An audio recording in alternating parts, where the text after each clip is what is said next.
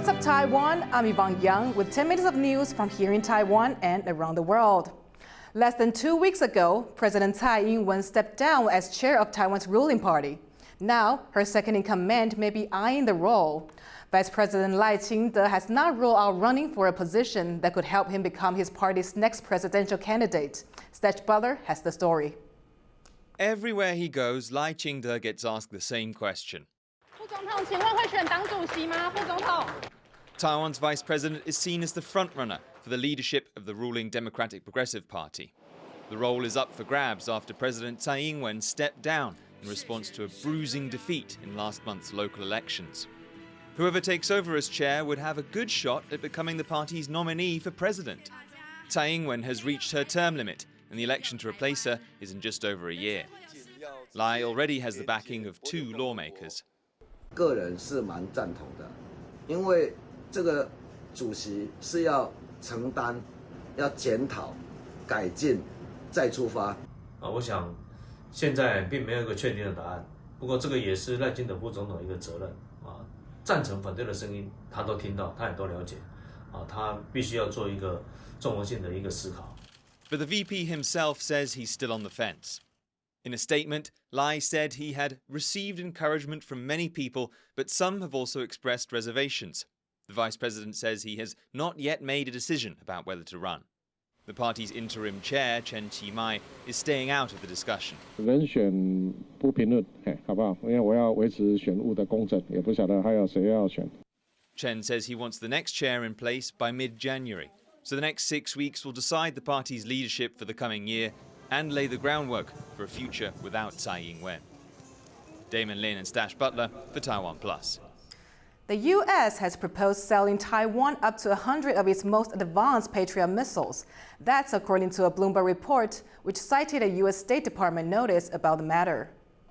The proposed PAC-3 MSE missiles are considered an upgrade to a deal from 2010 that was valued at $2.81 billion US. The enhancement will not change the original value of that deal.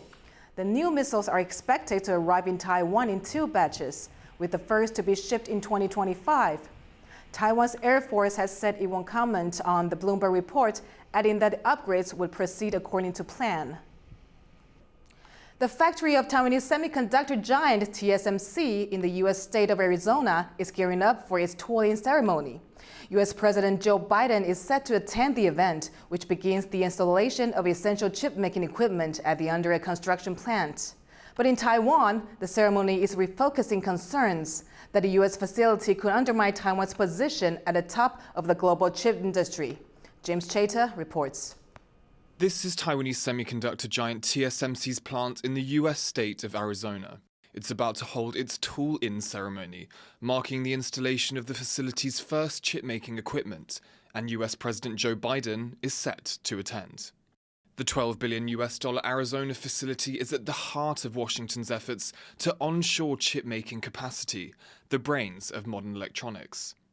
But more than 90% of the world's most advanced chips are produced in Taiwan, where there are now concerns that the country's position at the top of the global chip supply chain could be undermined by TSMC's Arizona plant. 现在种种的迹象，尤其是赴美建设先进厂的速度，其实比我们还快。有没有秘密协议可以斩钉截铁地告诉委员？没有，这个是我们台湾工业实力的那个对外的这个扩展。 Supply chain shocks during the pandemic alerted the US government to the depth of its foreign chip dependencies. It prompted US lawmakers to pass the CHIPS Act in July to subsidize domestic chip production and wean the country off overseas sources. Package includes more than $50 billion to bolster America's manufacturing of semiconductors, seizing the pivotal opportunity to restore our status as world leader in chips. But some analysts say Taiwan's chip dominance acts as a silicon shield, deterring China, which claims Taiwan as part of its territory, from taking military action. They say offshoring production to the US won't deepen Taiwan's resilience, but dilute it.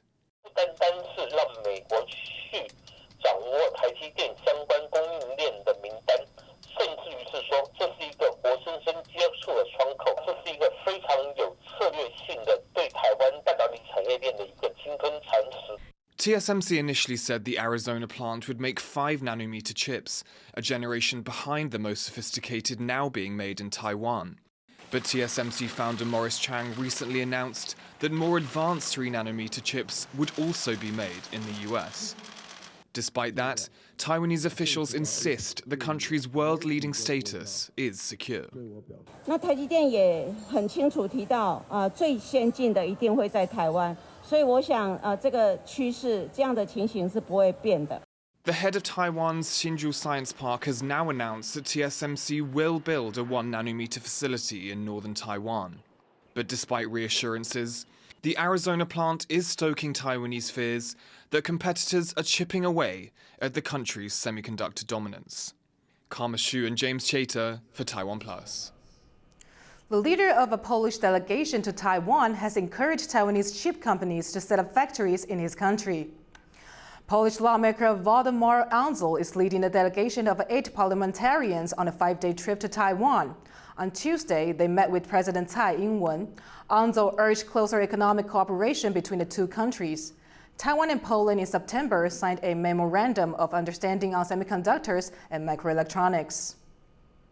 Taiwan's military is making changes to its training program for reservists.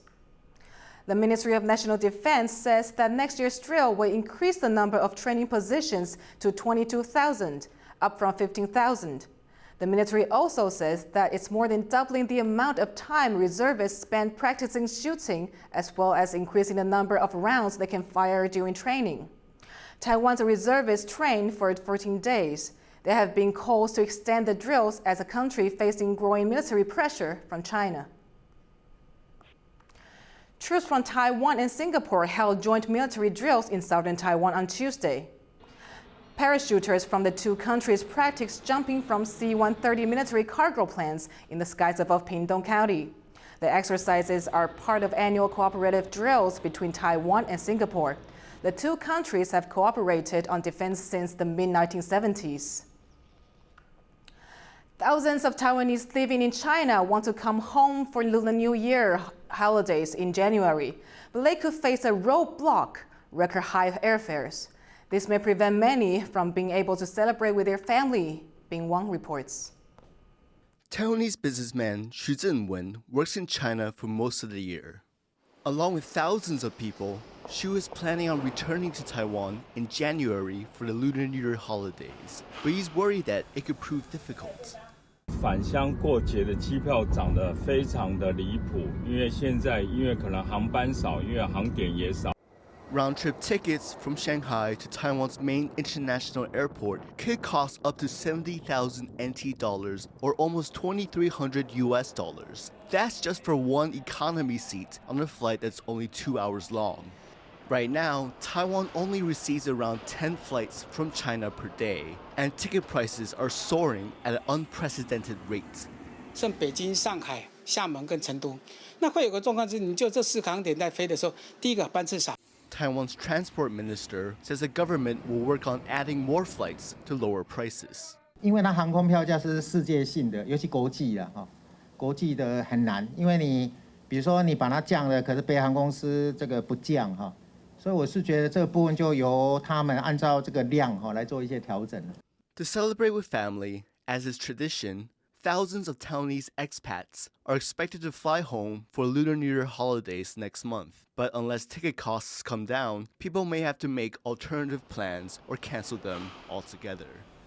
Damon Lin and Bing Wang for TaiwanPlus. Thank you for watching What's Up Taiwan. Remember to download the TaiwanPlus app for more stories from Taiwan and around the world. Finally, December 5th is St. Nicholas Day in the Czech Republic. We leave you with images of a person dressed up as St. Nicholas giving presents to kids at the Prague Christmas market. I'm Yvonne Yang. Take care and see you next time.